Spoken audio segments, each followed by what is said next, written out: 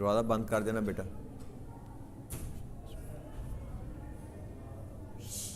نحمدہ ونصلی علی رسولہ الامین المکین الحنین الکریم الرؤوف الرحیم.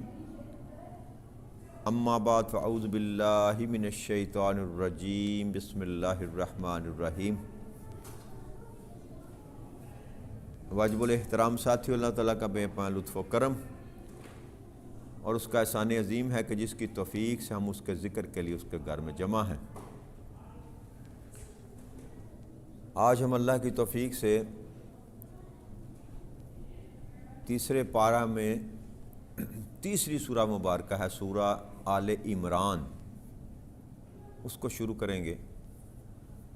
یہ سورہ مبارکہ جو ہے یہ مدنی ہے. 1:90 اس کی آیات کریمہ ہیں، اور اس میں مضمون جو سورہ بقرہ میں تھا وہی ایمان کا، یہود و نصارہ کا، خاص کر دونوں گروہوں کے اللہ کریم نے ایڈریس فرمایا، ایک یہود و نصارہ، یہود و نصارہ، اور ایک ایمان والوں کے ساتھ. اور اس کی شان نزول جو ہے، امام قرطبی اور دوسرے کئی تفاسیر لکھنے والوں نے یہ لکھا کہ اس کی شان نزول وہ نجران کا وفد جب نبی اکرم صلی اللہ علیہ وسلم کے پاس آیا عیسائیوں کا،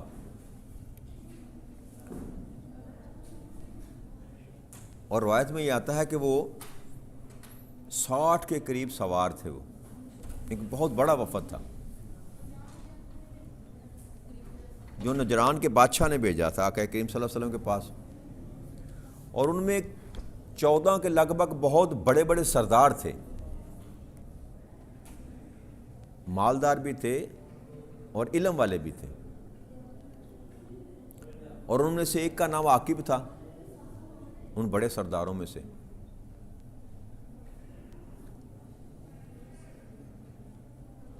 اور ایک جو تھا اس کا نام سید تھا، جو ان کا امام تھا، یعنی کہ وہ جو سفر کر کے 60 لوگ آئے تھے ان کا امیر وہ تھا. اور ایک کا نام ابو حارثہ بن علقمہ تھا، اور یہ بہت بڑا عالم تھا، بشپ تھا ان کا، جیسے ہمارے کہہ لیں مفتی اعظم ہوتے ہیں نا، اسی طرح وہ ان کا بشپ تھا. بڑا جو پادری ہوتا ہے ان کو بشپ کہا جاتے ہیں، تو وہ تھا. اور ایک بہت بڑی ان کی مذہبی بارگاہ تھی، اس کا وہ متولی تھا، امام تھا ان کا، پیشوا تھا. اور وہاں کے جو رہنے والے لوگ تھے عیسائی ان کو بے حد عزت کی نگاہ سے دیکھتے تھے، اس کے علم کی وجہ سے، اس کے مرتبے کی وجہ سے.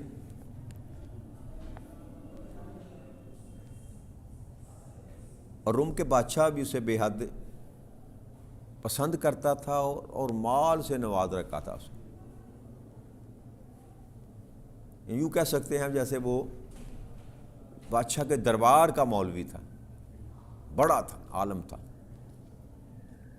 تو آقا کریم صلی اللہ علیہ وسلم کی بارگاہ اقدس میں جب یہ لوگ آئے تو عصر کی نماز کا وقت تھا. تو آپ جیسے ہی نماز سے فارغ ہوئے تو یہ لوگ مسجد میں داخل ہوئے، اور انتہائی قیمتی لباس پہنے ہوئے تھے. انہوں نے چادریں، چبے، کپڑے جو پہنے ہوئے تھے انتہائی قیمتی لباس تھا ان کا. یعنی کہ ایسا عظیم الشان وفد تھا کہ مدینہ کی سرزمین پر صحابہ نے کبھی ایسا وفد نہ دیکھا تھا. ایسے شاندار لوگ لباس کے ساتھ. تو انہوں نے مسجد میں جب داخل ہوئے تو اپنے طریقے سے نماز پڑھنی شروع کر دی عیسائیوں نے. صحابہ کرام نے جب ان کو روکنے کی کوشش کی تو آقا کریم صلی اللہ علیہ وسلم نے فرمایا کہ ان کو چھوڑ دو، ان کو اپنے طریقے سے اپنی عبادت کرنے دو. تو انہوں نے مشرق کی طرف رخ کر کے نماز پڑھی. تو نماز پڑھنے کے بعد جو سید تھا اور عاقب جو تھا انہوں نے نبی اکرم صلی اللہ علیہ وسلم کے ساتھ گفتگو شروع کر دی. تو آقا کریم صلی اللہ علیہ وسلم فرمایا کہ ایسا کرو تم اسلام قبول کر لو۔ تو انہوں نے کہا کہ ہم تو پہلے ہی اسلام قبول کر چکے ہیں، ہم تو پہلے ہی مسلم ہیں، اسلام پر ہیں ہم۔ تو آقا نے فرمایا آپ لوگ جھوٹ بولتے ہو، آپ کو، تم لوگوں کو اللہ، حضرت عیسیٰ علیہ السلام کو اللہ کا بیٹا پکارنے اور صلیب کی پوجا کرنے، عبادت کرنے اور خنزیر کا گوشت کھانے نے منع کر رکھا ہے اسلام میں داخل ہونے سے۔ یعنی کہ 3 ایسی قباحتیں تھیں ان کے ساتھ جڑی ہوئیں کہ جن کی وجہ سے وہ دین اسلام میں آنے سے خائف تھے۔ ایک تو وہ کہ اسلام کہتا تھا کہ عیسیٰ ابن مریم علیہ السلام، کہ عیسیٰ علیہ السلام جو ہیں وہ مریم رضی اللہ تعالیٰ عنہ کے بیٹے ہیں، اور یہ عیسیٰ علیہ السلام کو استغفر اللہ نعوذ باللہ کا بیٹا کہتے تھے اور ان کی عبادت بھی کرتے تھے، اور اسی طرح صلیب کی پوجا کرتے تھے، اب بھی کی جاتی ہے۔ صلیب ان کے لیے مقدس کہتے ہیں اور اس کو سامنے رکھ کے اس کو چومتے بھی ہیں، اس کی پوجا بھی کرتے ہیں۔ اور تیسرا خنزیر کا جو ہے نا گوشت کھاتے تھے، جو اللہ کریم نے جس کو حرام کیا مسلمانوں کے۔ تو آقا نے فرمایا کہ تمہیں ان 3 چیزوں نے منع کر رکھا ہے اسلام قبول کرنے پر۔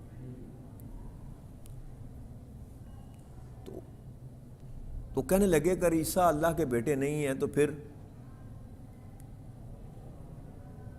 ان کے والد کون ہیں؟ یعنی کہ حضرت عیسیٰ علیہ السلام کے ظاہری طور پر باپ، اللہ کریم نے ان کو باپ کے بغیر پیدا کیا تھا، تو اس وجہ سے وہ جو نا ان کو کہتے تھے کہ یہ اللہ کے بیٹے ہیں۔ تو یہی سوال انہوں نے کیا کہ اگر عیسیٰ علیہ السلام اللہ کے بیٹے نہیں ہیں تو پھر ان کا والد کون ہے؟ تو آقا کریم صلی اللہ علیہ وسلم نے ان کو جواب دیا کہ تم جانتے ہو کہ جب کوئی بیٹا ہوتا ہے تو وہ باپ کی مشابہ ہوتا ہے۔ بیٹا جو ہوتا ہے اس کی کچھ نہ کچھ مشابہت عادات میں، اطوار میں، شکلوں میں وہ اپنے باپ کی طرف جاتا ہے۔ وہ دیکھ کر پہچان سکتا ہے بندہ، اس کی گفتگو سے، اس کی شکل سے کہہ سکتا ہے تو فلاں کا بیٹا ہے۔ تو کچھ نہ کچھ اوصاف، کچھ نہ کچھ شکل و شباہت جو ہے باپ سے ملتی ہیں اس کی۔ تو انہوں نے کہا ہاں جی ہاں یہ تو بات ٹھیک ہے۔ تو آقا کریم صلی اللہ علیہ وسلم فرمایا کہ کیا تم جانتے ہو کہ ہمارا رب جو ہے وہ ہر چیز پر نگہبان ہے؟ تو یہ تو عقیدہ ان کا بھی تھا کہ اللہ ہر چیز پر نگہبان ہے اور ہر چیز کی حفاظت کرتا ہے، سب کو رزق دیتا ہے۔ تو انہوں نے کہا ہاں ایسا ہی ہے۔ تو پھر آپ نے فرمایا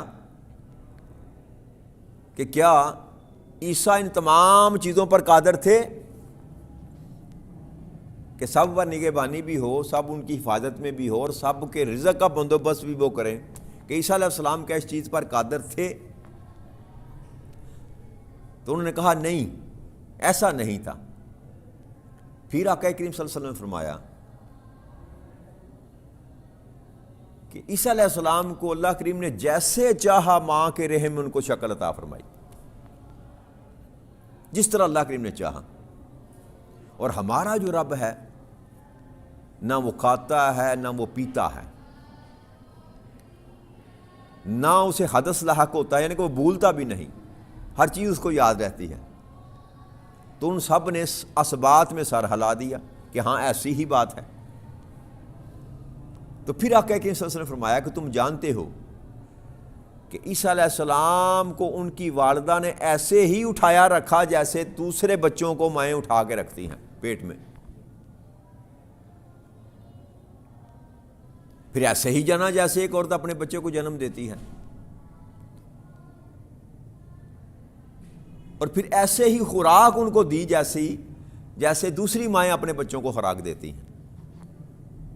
آپ کھاتے تھے، پیتے تھے، بول و براز کرتے تھے جیسے رفع حاجت انسان کرتا ہے۔ تو انہوں نے کہا ہاں آپ ٹھیک کہتے ہیں۔ تو پھر آپ نے فرمایا تم یہ کیسے کہہ سکتے ہو جو تم گمان کرتے ہو کہ وہ اللہ کے بیٹے ہیں یا وہ اللہ ہیں؟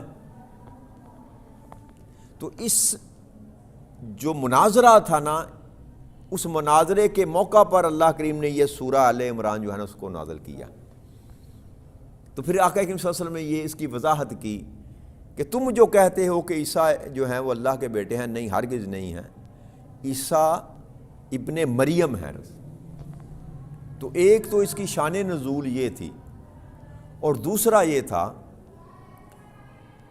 کہ جب مسلمان مدینہ تشریف لے آئے نا سارے، تو مدینہ ایک چھوٹی سی بستی تھی، تو جب مہاجرین کا بوجھ پڑا تو معاشی طور پر مدینہ کی حالت پتلی ہو گئی، اور پھر پہلے ہی سال غزوہ بدر جو ہے نا وہ مسلط کی گئی. تو اللہ کریم نے فتح تو دلا دی، لیکن فتح کے ساتھ ساتھ یہ ہوا کہ دشمن بھی زیادہ ہو گئے. پہلے مکہ میں تھے تو صرف مکہ کے لوگ دشمن تھے. جب وہ مدینہ میں تشریف لے آئے صحابہ کرام اور نبی اکرم صلی اللہ علیہ وسلم، تو مشرکین کے ساتھ جب جنگ ہوئی، ان کو شکست ہوئی، تو وہ تو دشمن تھے. جو یہودی یہاں پر آباد تھے، جو منافق یہاں پر آباد تھے، وہ بھی دشمن ہو گئے، اور کچھ جانے دشمن اور کچھ ان جانے دشمن. دشمنوں کی تعداد بڑھ گئی، مالی مسائل بھی کم تھے. تو اس کے ساتھ ساتھ ٹھیک ایک سال کے اندر ہی پھر جنگ احد کا حملہ جو تھا نا وہ کافروں نے کر دیا، اور 1000 کا لشکر لے کر جب نبی اکرم صلی اللہ علیہ وسلم وہاں سے روانہ ہوئے تو 300 کے لگ بھگ جو منافقین تھے وہ رستے میں سے ہی نکل گئے، اور کچھ منافقین جو تھے وہ آپ کے ساتھ رہ گئے، جنہوں نے میدان جنگ میں جا کر صحابہ کرام کی جو ہے نا وہ طاقت جو تھی اس کو کمزور کرنے کی کوشش کی، آپ کے ایمان کو کمزور کرنے کی کوشش کی، اور پھر اس میں شکست بھی ہوئی، اس کے ثواب علیحدہ تھے. تو اس طرح کے معاملات جو چل رہے تھے، ان معاملات میں بھی اللہ کریم نے پھر اس آیت کریمہ میں بھی ایڈریس کیا اس معاملات کو بھی. مسلمانوں کی جو کمزوریاں تھیں یا مسلمانوں کی جو طاقت تھی، مسلمانوں کے جو معاملات تھے، اس کو اللہ کریم نے سورہ مبارکہ میں ایڈریس کیا کہ ایک خطاب مشرکین کے ساتھ اور نصارہ اور یہودیوں کو کیا، اور پھر ایک خطاب جو ہے اللہ کریم نے ایمان والوں کے ساتھ کیا. تو یہ دو وجوہات تھی جن کی بنا پر یہ آیت کریمہ اس کو خاص اہمیت حاصل، اور ان دو موضوعوں پر اللہ کریم نے اس سورہ مبارکہ میں خطاب فرمایا. تو شروع من الشیطان الرجیم، بسم اللہ الرحمن الرحیم، الف لام میم. حروف مقطعات سے اللہ کریم نے اس سورہ مبارکہ کو بھی شروع کیا، جیسے سورہ بقرہ کو شروع کیا. اس کا معنی اللہ جانتا ہے یا اللہ کا رسول جانتے ہیں. آگے اللہ کریم نے ارشاد فرمایا، اللہ لا الہ الا هو الحی القیوم، کہ اللہ کے سوا کوئی لائق عبادت نہیں ہے. یہاں بھی نفی کی اللہ کریم نے. وہ جو کہتے تھے عیسیٰ علیہ السلام کی پوجا کرتے تھے، تو اللہ نے یہاں سے آغاز کیا کہ اللہ کے سوا کوئی عبادت کے لائق نہیں، اور وہ ہمیشہ زندہ رہنے والا ہے اور قائم رہنے والا ہے، سارے عالم کو اپنی تدبیر سے قائم رکھنے والا ہے. قیوم کا مطلب ہوتا ہے قائم رہنے والا بھی اور قائم رکھنے والا بھی، دونوں صفتیں پائی جاتی ہیں قیوم میں. ہمیشہ قائم رہنے والا، اور ساتھ یہ بھی کہ قائم رکھنے والا بھی. تو اللہ کریم نے یہ بتایا پہلے ان کو کہ ایک تو ساری کی ساری عبادت جو ہے وہ فقط اسی ذات کی جاتی ہے، اس کے سوا کوئی اس کے لائق نہیں ہے، اور دوسرا وہ ہمیشہ زندہ رہنے والا ہے. اگر عیسیٰ علیہ السلام خدا ہوتے تو وہ ہمیشہ زندہ رہتے، جبکہ ان کے نزدیک تو ان کو شہید کر دیا گیا نا، سولی چڑھایا گیا، مصلوب کیا گیا، ان کے نزدیک تو ان کو قتل کیا گیا نا جی. تو اللہ فرما یہ رہے ہیں کہ جو اللہ ہے وہ ہمیشہ زندہ رہنے والا ہے. دوسری نشانی اس کی یہ ہے، اس کو موت نہیں آتی. اور تیسری بات جو اللہ کریم نے سمجھائی وہ یہ کہ اس نے ساری کائناتوں کو اپنے علم کی اپنی تدبیر سے قائم کر رکھا ہے. یہ اس کی صفت ہے، وہ خود بھی قائم ہے، نہ اس کو عروج آتا ہے نہ زوال آتا ہے، وہ اپنی جگہ پر قائم ہے. اور پھر یہ کہ ساری کائنات کو بھی اس نے قائم کر رکھا. یہ تینوں صفتیں اللہ نے بیان فرمائی جو کہ حضرت عیسیٰ علیہ السلام میں موجود، کیونکہ وہ بندے تھے، اور یہ ساری صفتیں جو ہیں یہ بندے کی ممکن نہیں ہیں. آگے اللہ کریم نے ارشاد فرمایا، نزل علیک الکتاب بالحق مصدقا لما بین یدیہ وانزل التوراۃ والانجیل. اے حبیب مکرم صلی اللہ علیہ وسلم، اسی رب نے یہ کتاب آپ پر حق کے ساتھ نازل فرمائی، یہ ان سب کتابوں کی تصدیق کرنے والی ہے جو اس سے پہلے اتری ہیں، اور اسی نے تورات اور انجیل نازل فرمائی۔ اب یہاں اللہ کریم نے 3 کتابوں کا تو نام لیا، اور باقی وہ جتنے بھی صحیفے اترتے رہے چھوٹی موٹی کتابیں، ان کو بھی کہا کہ ساری ہی ساری کتابیں جو بھی اتری یہ قرآن ان کی تصدیق کرنے والا ہے۔ اور خاص پر کر اللہ کریم نے یہاں پر تورات اور انجیل کا ذکر فرمایا کہ وہ بھی میں نے ہی نازل فرمائی، اور یہ قرآن کی تصدیق کرتا ہے۔ اب آج جو تورات اور انجیل پڑی ہے نا یہاں دنیا میں، یہ سمجھ لیجئے گا کہ ان کتابوں کی یہ قرآن تصدیق نہیں کرتا کہ یہ حق ہیں۔